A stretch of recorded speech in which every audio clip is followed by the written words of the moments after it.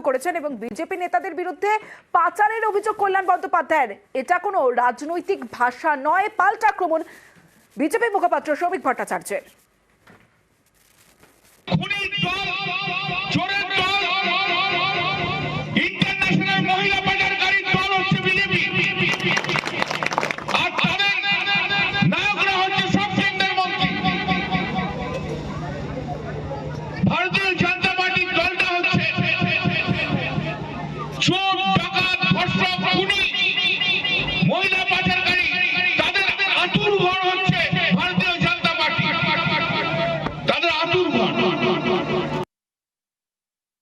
কোনো রাজনীতির ভাষা নয়, কোনো রাজনৈতিক দলের একজন শিক্ষিত মানুষ, একজন প্রতিষ্ঠিত আইনজীবী এই ভাষায় কোনো কাউকে আক্রমণ করতে পারে?